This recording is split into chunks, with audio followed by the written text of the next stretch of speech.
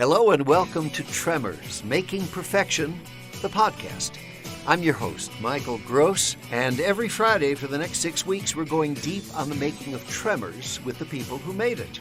From the very first draft of the script that birthed the graboids, to the challenges of filming in the middle of the desert, the cast and crew are going to tell you everything you need to know about the monster movie that became a cult classic. So graboid yourself a seat, and let's make perfection. What do Tremors and Monty Python have in common? Answer: Brent Maddock. Growing up, the co-writer was a huge comedy fan, and you can see that influence in Val and Earl's banter as they bounce across the desert in their old truck. After working on stop-motion horror short Recorded Live and cult hit feature Short Circuit, Brent and Steve Wilson were a dream team. A perfect balance of comedy and sci-fi that would make Tremors so special. Here's Brent talking about his time working on the film.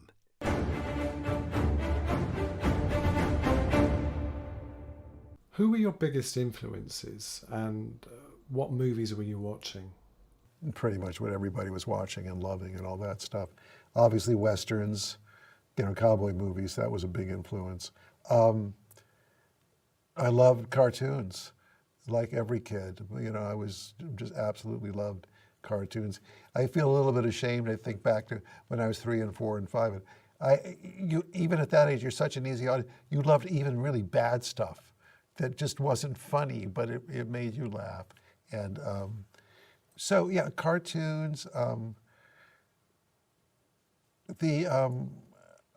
Rather quickly realized that the Looney Tunes were, for me, the best. Those were the funniest. And so I love those particularly.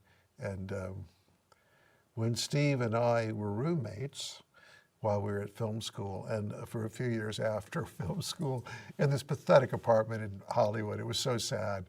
We made sure, this was before video, before VCRs, when everything was either, if you didn't see it, you never saw it again. And we would schedule, I don't know what night it was like Tuesday night or something. There would be a half hour of Looney Tunes on TV. And we'd both arrive as if to class, sit down on the sofa with our spiral notebooks, because we're gonna watch these Looney Tunes, and we had to write down who directed it, who wrote it, and the information we needed, and a brief description of the story, so we could, and the title, so we could remember it, because you couldn't just go back and look at it. It was going by in real time. So we studied Looney Tunes, really for about a year. It was so funny. We'd watch Looney Tunes as though we were in like Looney Tunes 101. But we'd always loved that stuff. So, and we later ended up, to our amazement, working for Chuck Jones for a while. So that was just astonishing for us to do that. But those were a big influence. And, the usual crap I think kids find funny. I don't know that anything was, I didn't begin to appreciate the silent comics until I was in grad school. Then I started to realize what geniuses some of them were. That was a big influence as well. Keaton especially, Chaplin of course, but I think Keaton, he's more modern, more relatable than Chaplin is. So that was a big influence. Then you throw in Monty Python, and you're done. That's a lot. When we started film school, and I met Steve and a few other friends who were also monster movie fans, and they would talk in a language I didn't understand. I didn't know who Ray Harryhausen was, and they would talk about Vincent Price in this movie and these wonderful films, these Hammer films and all, and they were just really, really into it. And to me, it was all new. I never watched those movies. They were fine. I didn't have anything against a scary movie, but they were not my big influence. My big influence was more comedy, physical, probably more physical comedy than even verbal comedy. So, not that Steve doesn't appreciate comedy, because he's really, really into it as well, and understands a lot about it. But so those were the two things. So I guess that explains why Tremors is both comedic and horror at the same time. Yeah, that's probably pretty close to what it is. There was when you've heard the story of how really Steve came up with the idea for the movie, and that little scrap of paper that was, and we started, obviously as a writer, you go, what do we need? We need people isolated so that they can't call the police and get help because there's no story, you know. We need a group of people because some of them will have to die. It's like those people in Star Trek. You know that guy's going to die because you've never seen him before.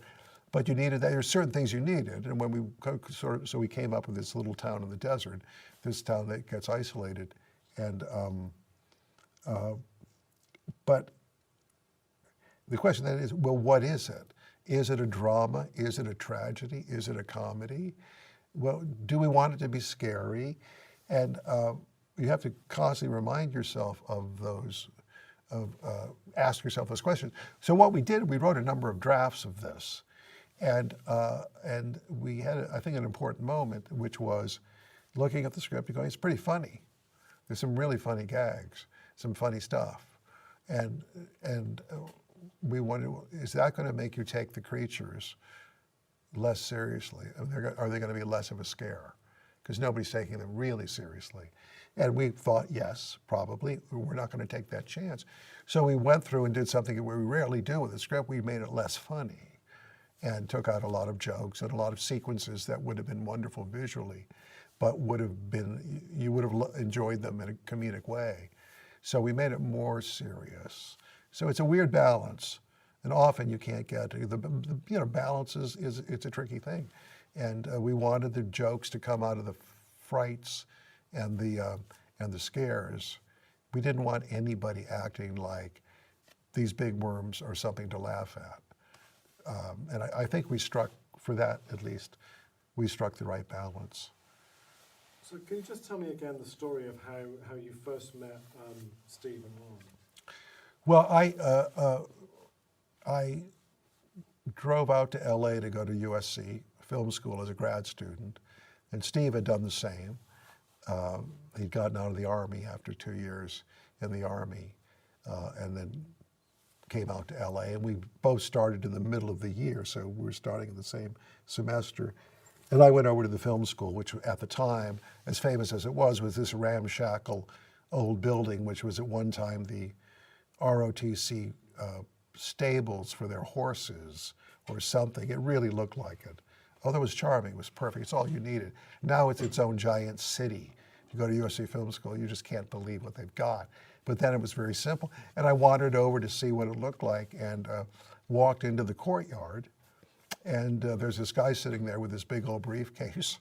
And I went over and introduced myself, and it was Steve. It was like I just drove to LA, walked in and met my writing partner. It was just like, I thought, well, if I'd known that, it's like, all right, I don't need to go to film school. We'll just start working. But, and we hit it off really well, you know, even though he's mostly a monster movie guy and all that stuff, but we found enough in common. And we eventually, and then I was in some of his student films. You know, we helped each other out with our, you know, the films they assigned us to make that first semester. And we started working together more and more, then eventually became roommates and continued it throughout grad school and afterwards as well. How does it work when the two of you are co-writing? Can you paint a portrait? Is one of you pacing around while the other one is typing away? There was the funny story, Billy Wilder working with Raymond Chandler on Double Indemnity. They couldn't stand each other, and they were in the same office, and Raymond Chandler, of course, when he worked, smoked a pipe. So Billy Wilder made him sit in the bathroom with the door shut, and they would shout at each other through the bathroom door. It was just great, you know, because they wrote a great movie, so it's worth all the pain and suffering. But when we started out, when Steve was still in LA, before he went off to Arizona, we would sit in the same room all day together, and he tended to write stuff down because he can touch type, something I cannot do. I have to look at the keys, and I go very slowly. So he would write everything down, and we would just talk. We would talk. And there's, you know, various phases. One thing is you're just throwing stuff around, throwing ideas around, searching for anything that will stick to anything else. That's what I like. Graboid. That's it, graboid. Jesus, Walter. We're gonna be sorry you don't give it a name. Who came up with the name graboid? We looked up in the dictionary or thesaurus anything related to worm. And there was a prefix of grab and a variety of words that had something to do with worms. And I like grab. And so then oid is just perfect, oid, because it sounds sci-fi and just cheesy enough. And then Walter Chang, you know, the Victor Wong character, who was wacky in his own right, was just the perfect guy to come up with graboid, you know, and it was just funny. It was just off center enough, but pseudoscientific enough that it seemed to work. So that's how we came up with graboid. The dictionary, very important. And Gail said that some of the first drawings of the graboids looked like circumcised penises. Well, yeah, some of them were, yeah. But it's hard, given what you're doing, not to immediately think of a penis, you know. I mean, what do you make the head of the thing look like? So, yeah, that was funny. That was funny. That would have been a comedy, no matter what. That would have been a big, you know, laugh riot in the desert. Probably made a lot more money, too. I don't know. You created some strong female roles in Tremors. Was that a conscious decision? Yeah, one of the first things, when we said sci-fi, subterranean monsters, people trapped in a small town, all of that, you know, the first things that come up are all of the cliches that you know. Of course, Steve knew them better than I did, but we knew we didn't want a defenseless female. You know, someone that the lead guy would save. You know, we didn't want a lead guy who was a stiff either. And so, yeah, that was easy to say. We want a woman who knows what she's doing. We needed somebody who could bring some scientific information into the movie and explain some things. And we wanted sort of a love interest. It's okay, it's fine. I mean, it wasn't big on our agenda, but that was fine. Well, let's have the woman be the knowledgeable one, so have her be a grad student, and have her be, you know, kick-ass, tough as the guys. That's all. That was easy to do. And then Michael Gross's character, Bert Gummer, he was so on the edge that we thought, you know, we should give him a wife who's sort of his keeper. She's the one who, you know, keeps him from going over the edge. I thought that would be funny and sweet and actually, to some degree, truthful of couples.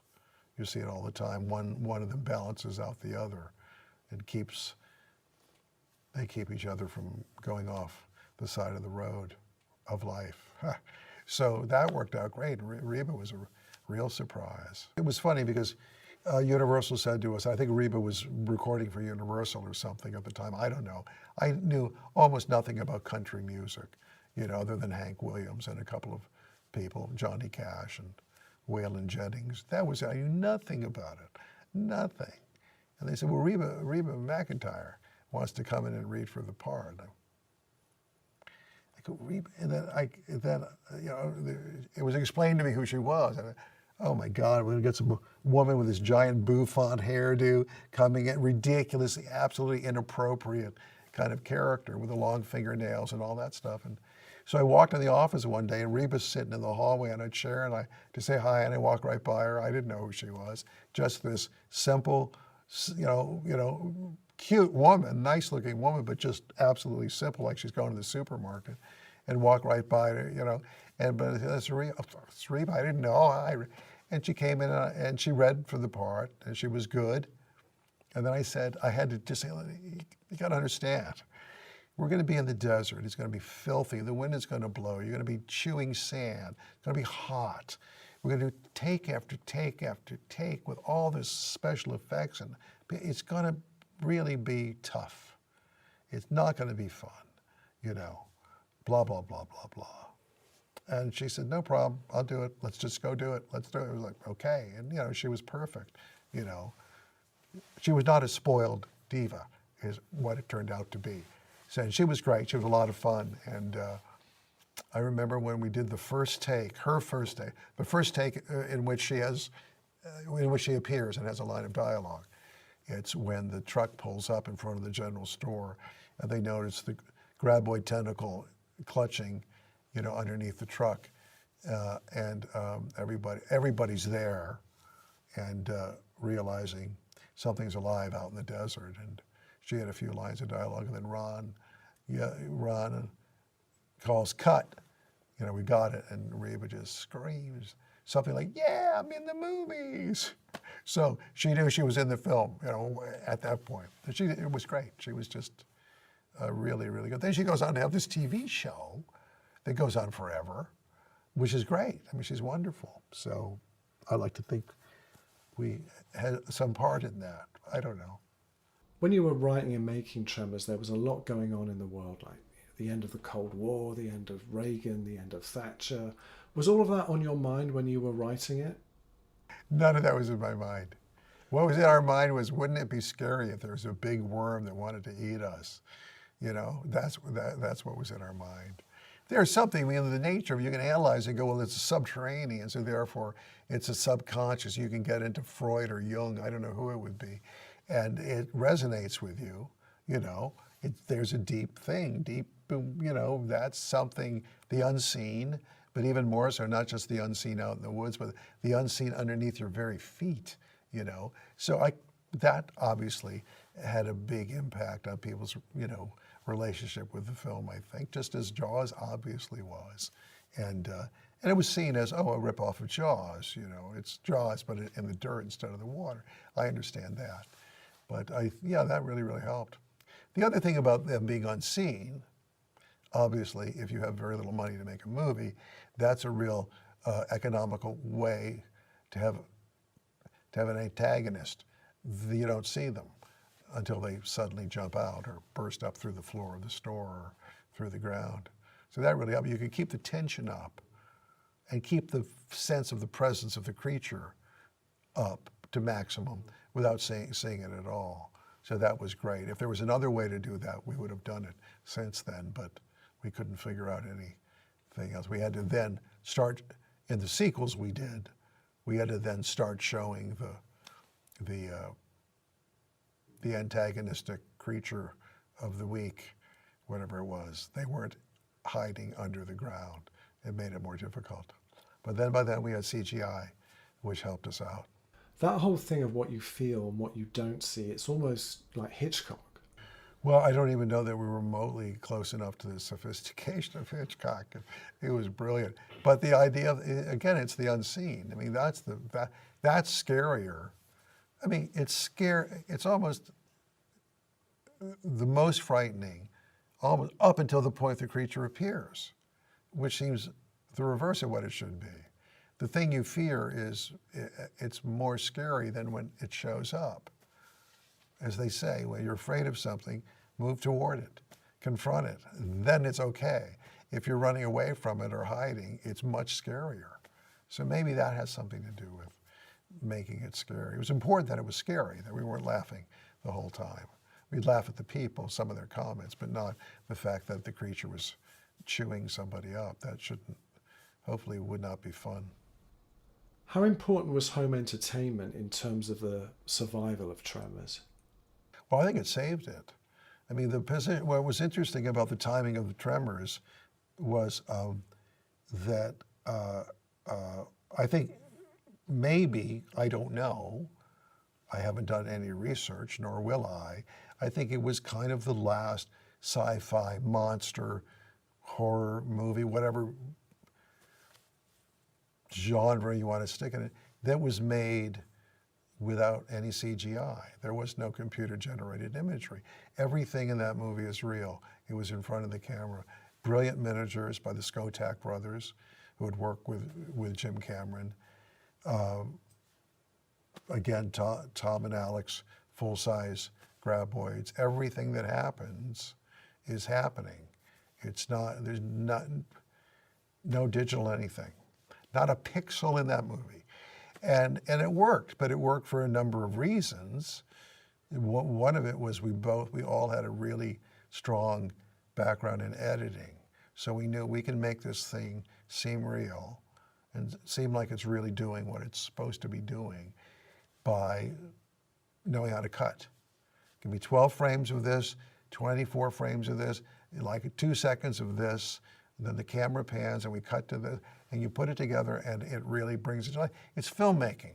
It's filmmaking making something work as opposed to animation making something work. And then CGI exploded right after that and became really big. And we used that when we did Tremors 2, 3, and 4. We relied on CGI because we had teeny budgets and that was the way to solve that problem. CGI, of course, got way, way overdone and lost its power, and it's bankrupt, in my opinion. CGI has bankrupted movies, and people, I think, will respond to something that they know is real, that was done real. It's like Buster Keaton doing these amazing gags, and he was always saying, we're not going to cut in the middle of this shot and go to another angle of me rolling down the hill or whatever, because that's the moment the audience stops believing that I'm really doing it. And it's the same thing. It's the same thing. Really, really do it in front of the camera. It's great. And when you pull it off, it's so much fun. It's fun, but when animators do it, it's like, yeah, of course it looks great. What advice would you give to young filmmakers who were inspired by Tremors? The first thing I would say is make films. Just make films. Just somehow, and it's so easy now, make those films, learn how to edit, learn. In making the stuff, all you're going to do is make mistakes. You're going to make all the mistakes, and that's how you're going to learn. So keep shooting. Take your iPhone and write a story and go out and shoot. And don't go out and shoot a feature-length thing, a 95-page script. Do a 7 or 8 page short film and do it the best you can, and then learn from your mistakes, and then do another one, and they'll get better and better. You're going to be a filmmaker. Get them, put them online, post them online. Directors now are, even the remotest spots of the world, they're making little movies in their apartment, putting them online. People are watching them. They're talking about them. They're getting into festivals. They're winning awards, and from there you can get to doing a feature film. If, somebody's going to put up money, maybe Hollywood, maybe somewhere else. They'll put up money to do a low-budget feature film. You become, a filmmaker who can support himself or herself making movies. That's great. You can go to film school. That's good too. You don't need it. You don't need film school. It costs a lot of money, but if you can do it, that's fine also. But it's much easier than we did, because back when we were in film school in the 70s, film costs a lot of money. We'd be making these movies. We'd have a roll of film. It would be like 3 minutes of film, and you're shooting, and you're just going, should I shoot another take? Well, I can't afford it because I've got other shots. Everything was, you had to be so economical and so careful and rehearse. But now, boy, you can just do so much stuff. It's a great way to learn. I would take advantage of technology to give yourself a break and do that. Better to do it, I think, than go to film school. Film school is fine, nothing wrong with it. And there's a bunch of stuff you'll learn there too, but it's much better just to do it. Make your movies and let people tell you what they think of them, and you'll learn really fast, I think. That's the way to do it. We had 2 groups at film school. You have the critical studies film students, and then you have the ones who just wanted to make movies. And there was sort of these 2 camps, and it was so funny, And we were production students. So we had no respect for these intellectuals, and they saw us as these Visigoth, slobs who just want to shoot film. So it was kind of funny.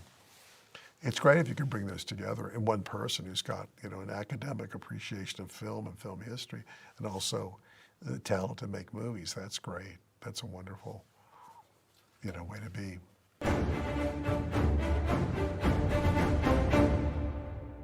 That was Brent Maddock talking Tremors.